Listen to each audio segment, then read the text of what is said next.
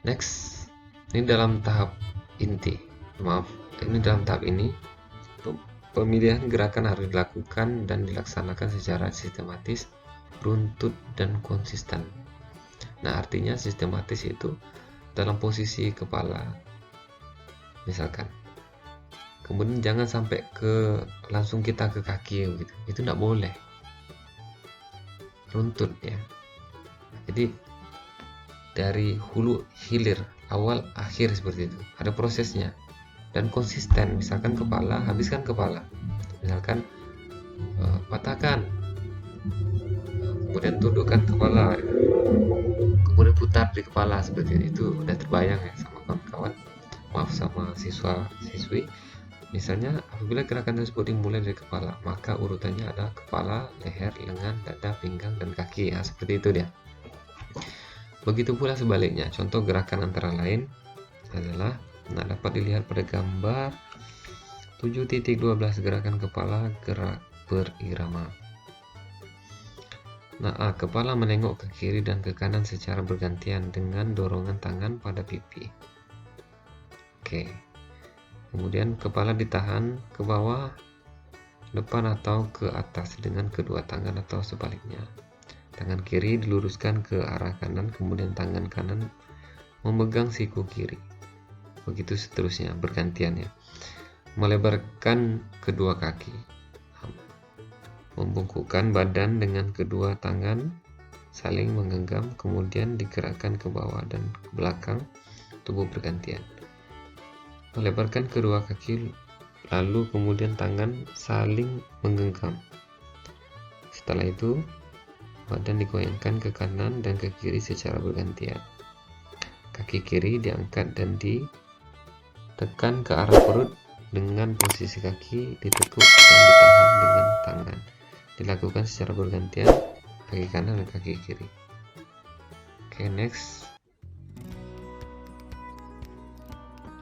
Nah, tahap gerak berirama atau ritmik. Nah, tahap ini merupakan inti dari gerakan berirama. Nah, model gerakan pada tahap ini diawali gerakan yang ringan dengan gerakan pelan menuju gerakan yang lebih cepat. Umumnya dalam tahap ini gerakannya diulang 2 kali atau sampai 5 kali ulangan. Nah, maksudnya itu dalam satu item tadi, misalkan di kepala.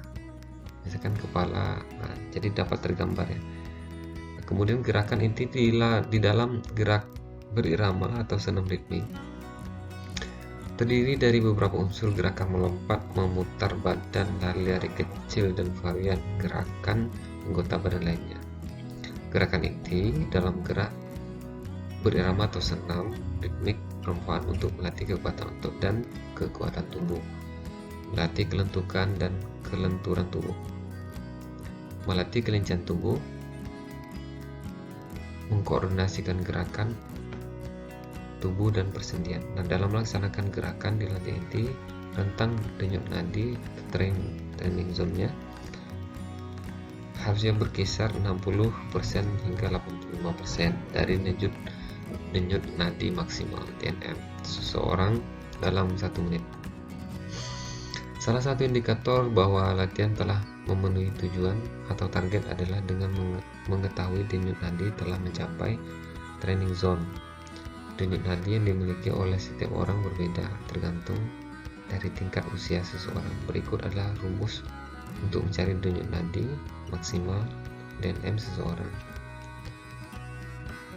DNM untuk orang terlatih atlet 220 usia. Nah, untuk menghitung DNM yang bukan atlet ya, 200 dalam gerak berirama. Latihan inti dilakukan selama 25-50 menit. Nah, nanti ketahuan itu ketika dicek ya. Tapi ini biasanya digunakan untuk atlet gitu ya. Oke, next, cara melakukan gerak berirama ritmik. Gerakan-gerakan tangan. Nah, ini dapat dilihat ya beberapa item gerakan-gerakan tangan, gerakan-gerakan kaki ya. Ini dapat dilihat, mungkin dapat dibaca bahwa gerakan-gerakan tangan, mengangkat tangan, depan, atas, samping, dan belakang, membuka dan menyilang, mendorong, memompa ke depan, ke atas, ke samping. Gerakan tangan meninju ke depan, samping, atas, bawah, dan menyilang. Gerakan mengayun satu tangan atau dua tangan. Tepukan antara lain kedua tangan menepuk paha, bahu, dan sebagainya. Kenapa ada tepuk? Itu menandakan biasanya bergantian posisi gerakan seperti itu. Misalkan gerakan tangan berubah ke posisi lain gitu. Itu tergantung iramanya. Itu kode biasanya. Nah, gerakan kaki. Nah, berjalan di tempat, bisa berbaris melangkah satu atau dua langkah, mau lompat atau satu kaki atau dua kaki ke samping, ke depan, belakang, mengangkat lutut. Tenangan bisa depan, belakang, samping. Gerakan menggeser kaki, menyeret kaki, dan lain sebagainya. Nah, gerakan-gerakan dalam gerak berirama latihan inti antara lain menekuk tangan ke atas kepala, setelah itu tangan diayunkan ke atas dan bawah. Tangan kiri ditekuk, kemudian diayunkan secara bergantian ke atas dengan gerakan menyerong, ya, dari atas ke kanan dan sebaliknya. Menekuk kedua tangan secara horizontal tepat di depan dada, kemudian ditarik ke belakang dan ke depan dada secara kontinu atau berkesinambungan. Menekuk kedua tangan secara vertikal dengan sejajarkan ke arah dada, kemudian kedua menarik kedua tangan ke arah belakang dan menarikkannya lagi sejajar arah dada. Luruskan tangan ke kiri dan menekuk tangan ke kanan memegang tangan kiri. Sudah jelas ya. Kemudian menekuk kedua telapak tangan dan diangkat ke depan, kemudian kaki kiri diarahkan ke belakang bersamaan dengan dan dilakukan sebaliknya. Mengarahkan tangan kiri ditekuk depan perut, kemudian menekuk tangan kanan dan diarahkan ke belakang perut. Setelah itu mengangkat kaki kanan dan menjatuhkannya dengan ditumpu ujung kaki. Gerakan ini dilakukan berulang dan bergantian. Nah, tahapan pendinginan itu dimaksud dengan cooling down.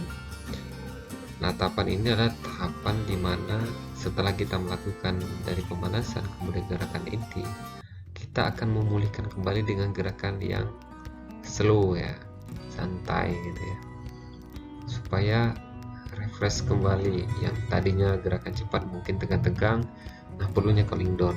Nah, cooling down ini biasanya memang diwajibkan. Kenapa?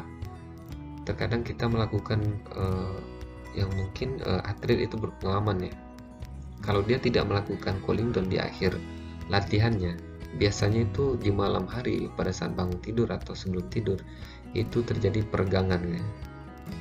Kalau bahasa lainnya itu naik betis itu banyak yang mengalami hal yang serupa, khususnya atlet yang dia memang powernya memang harus dihabiskan pada saat latihan.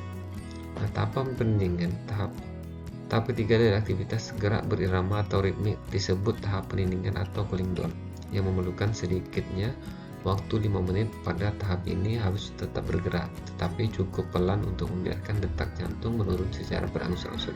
Hal terpenting pada akhir latihan gerak berirama ritmik ialah perlunya untuk tetap bergerak agar darah dapat dipompa dengan segenap kaki dan menuju pusat sistem peredaran darah. Nah, perubahan dan penurunan tingkatan secara bertahap tersebut berguna untuk menghindari penumpukan asam laktat yang akan menyebabkan kerelaan dan rasa pegal pada bagian tubuh tertentu. Gerakan pendinginan di dalam senam ritmik bermanfaat untuk melenturkan otot-otot tubuh, mengatur pernapasan, dan menenangkan atau meningkatkan kondisi tubuh.